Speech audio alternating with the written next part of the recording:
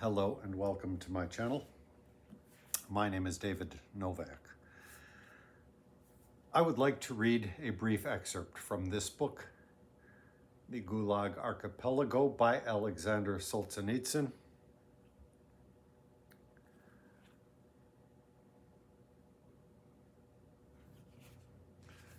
It just occurs to me that I should give some credit to the translator, Thomas P.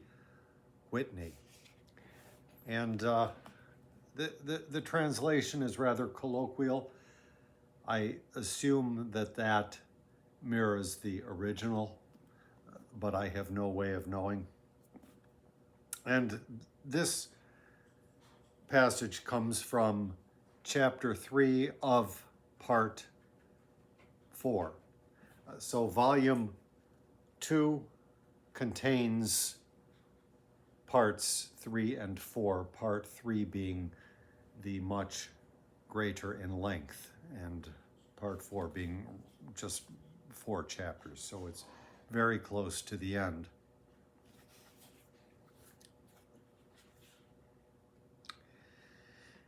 Even when all the main things about the Gulag Archipelago are written, read, and understood, will there be anyone even then who grasps what our freedom was like?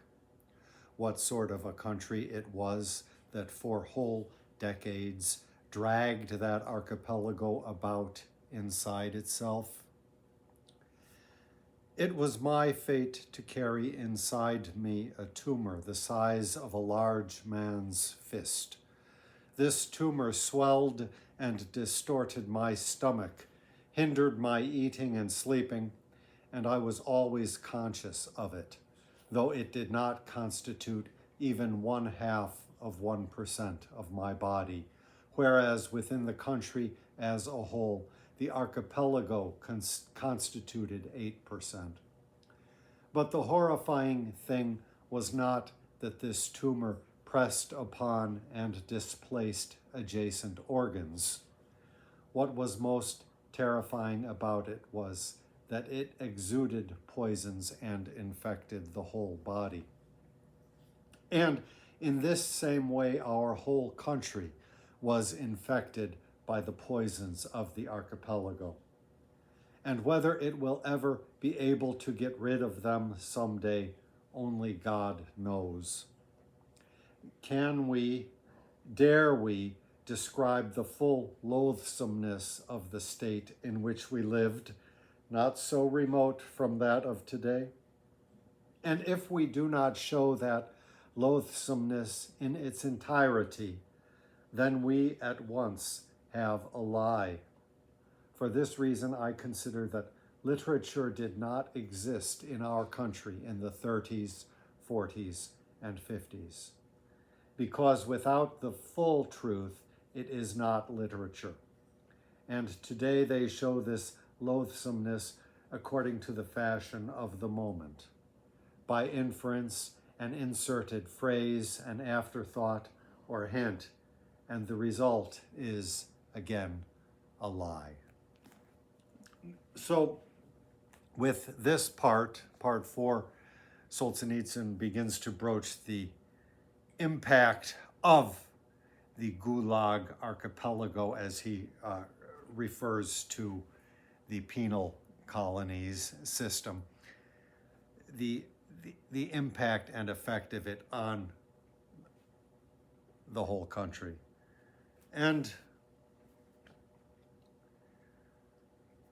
I'm very glad to have read this book as much as I have.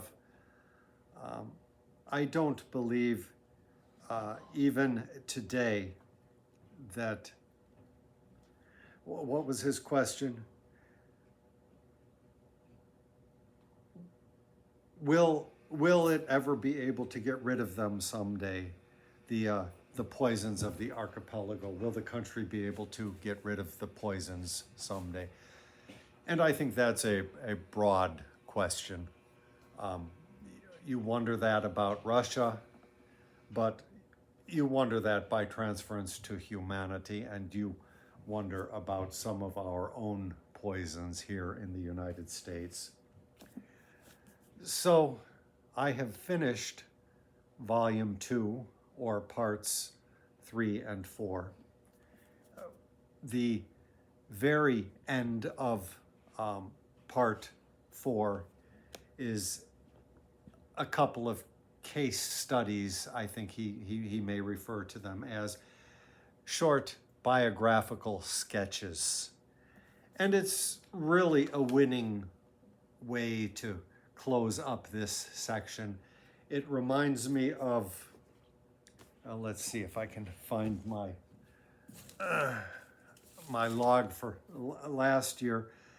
I read a couple of books by Primo Levi, and the first describing his time in the camp of Auschwitz, and the second describing his sojourn upon release as he tried to make his way home. Both recommended reads.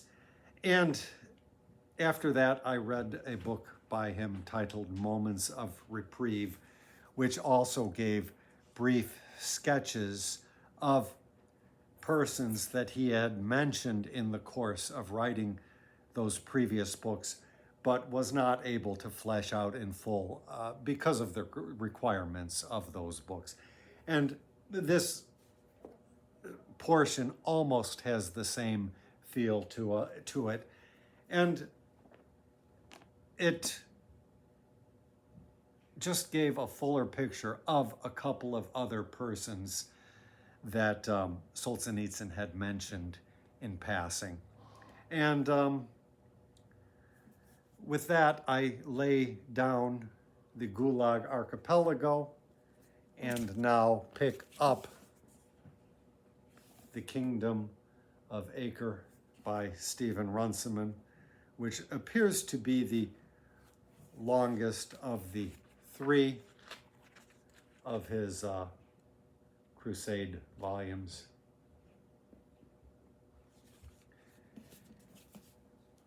Let me see. Yeah, although the second of the three was pretty comparable to this, and the first I think was shy about 100 pages. So I'm looking forward to that, and then when I finish that, God willing, I will proceed into volume 3 of the Gulag Archipelago, which consists of parts 5, 6, and 7. It's a shorter book. You can see the relative lengths of them. When I began the Gulag Archipelago, and for probably the first 500 pages or so, it was a hard slog, and I was pretty unhappy with it. With volume 2, I am very glad that I persisted, particularly part 3. You know, the first part of the book was acclimating you to the penal system. So it involved the arrest and then the transport.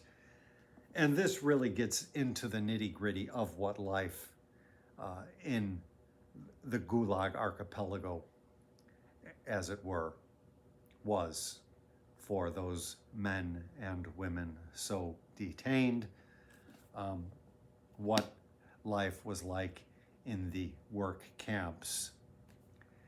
And then with part 4, touching upon the permeation of habits of thought learnt in the camps and the